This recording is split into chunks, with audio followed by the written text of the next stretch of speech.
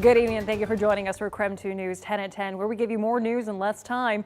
I'm Cody Proctor. Mark has the night off tonight, so let's get started. We begin with a developing story. A glider pilot was forced to make an emergency landing in the chilly waters of Lake Chelan and was rescued by a kayaker. KREM 2's Kyle Simchuk is tracking that story for us tonight. He joins us now in the newsroom. Well, that pilot walked away without any injuries. However, Chelan Fire and Rescue says he was extremely cold from being exposed to the water. It all happened just before 4 this afternoon near the 25-Mile Creek State Park area. That's about 20 miles northwest of Chelan. Rescue crews say the glider was in the water about 200 yards offshore. The pilot said he left the Methel Valley area when he lost air flying over the lake. The glider had a hard landing on the choppy waters, and crews say the pilot was able to free himself from the cockpit. A witness who saw the crash jumped into a canoe and paddled out, rescuing the pilot who was sitting on top of the aircraft. The glider was towed to the state park to be disassembled and loaded onto a trailer. So again, this pilot was not injured. Chelan Fire and Rescue commend the quick actions of that witness who got the pilot to safety. In the newsroom, Kyle Simchuk, KREM 2 News. Kyle, thank you so much. New tonight, a Spokane County dentist suspended on allegations of violation of multiple sanitation and infection control requirements. According to officials, Spokane County dentist Sandy Montano had his license revoked after refusing to allow a Department of Health investigator to inspect their clinic. Charges outline safety violations such as not always using gloves with patients and failing to maintain clean water lines. The North Idaho College Board of Trustees named the school's newest president tonight. During tonight's Board of Trustees meeting, they selected Dr. Nick Swain to take the role as president. Swain was previously the executive director of For Virginia, which partners with 8 universities in Virginia. During the board's interview process of Swain, he says a main priority is focusing on student recruitment and retention. The new president's official start date hasn't been announced at this time. Switching gears now, we saw another beautiful, warm, sunny day, and we had some pretty impressive milestones as well. Chief Meteorologist Jeremy Legoo joining us now in the Outdoor Weather Center. And Jeremy, we officially hit 80 degrees today, right? Yes, we did. 81 here in town, and that's quite warm, especially after how cool we've been lately. And believe it or not, it's still rather warm outside. Look at this. All right, 68 degrees, but let's do some magic here on the TV. And look at that, still in the twilight hours, believe it or not. Official sunset at 8:51 all week long, and boy, is that beautiful. But yes, we do sit at 68 degrees. A few stray clouds, and that is it, even as we got a little bit of a frontal passage earlier. And as we head into the remainder of the evening, temperatures do continue to dip. We fall into the mid-50s tonight, and by tomorrow, we are still up near 70 by noon and climbing into the low 70s tomorrow afternoon. It is another beautiful day, about 8 degrees colder tomorrow than you were today, but don't worry if you like the warm weather, it's back as we head into the weekend. 80s in store for everyone. Jeremy, thank you so much. New out of Uvalde, Texas tonight, the chief of police, Pete Arredondo, is now on administrative leave. This comes as authorities continue investigating the police response on the matter. It's been previously released. Authorities waited outside the school for well over an hour while the shooter was inside. Now, parents aren't the only ones pointing fingers. Texas State Senator Roland Gutierrez is now suing state troopers. Meanwhile, Robb Elementary School is slated to be demolished. The Uvalde mayor says he couldn't ask a child or teacher to ever go back. Moving on now to Nightbeat with a quick look at the day's top stories. Today, President Biden says he wants to give drivers a break this summer as he's calling on Congress to suspend the federal gas tax through the end of September. Last month, Washington State Governor Jay Inslee said he was not considering a gas tax holiday here. If we did do a reduction, we'd have to stop these projects. So we got projects all over the state of Washington, the 520 bridge, maintenance. A bunch of these projects would have to stop.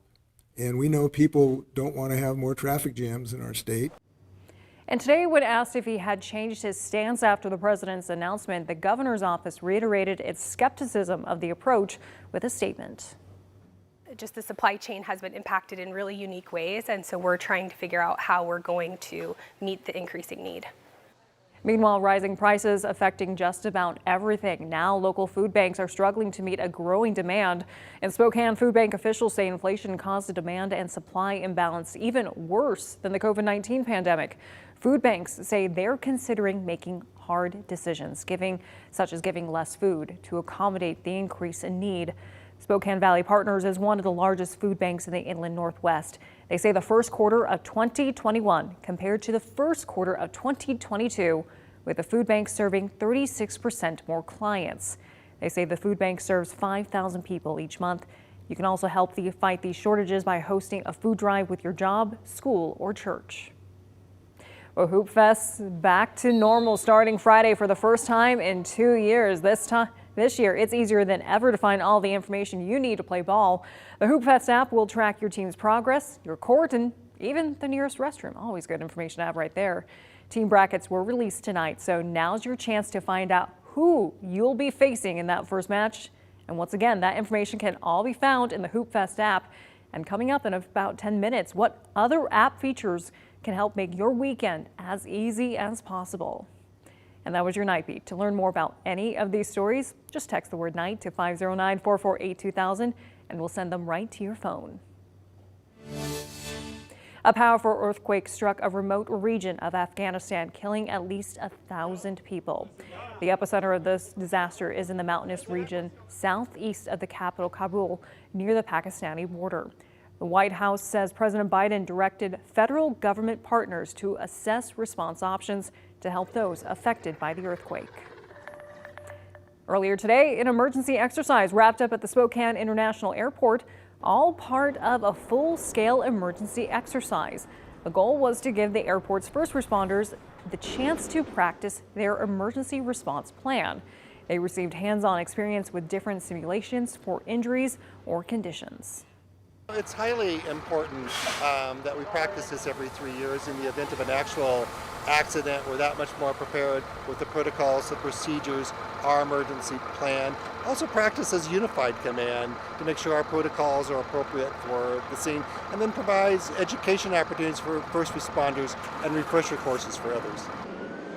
The exercise happened near the Postal Service Distribution Center. Airport officials say this didn't interrupt regular airport operations.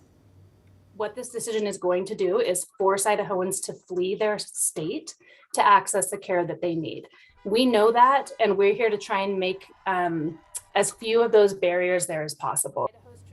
As people across the country anxiously wait the Supreme Court decision concerning Roe v. Wade, Planned Parenthood in Idaho says they'll continue to do abortion care until it's against the law.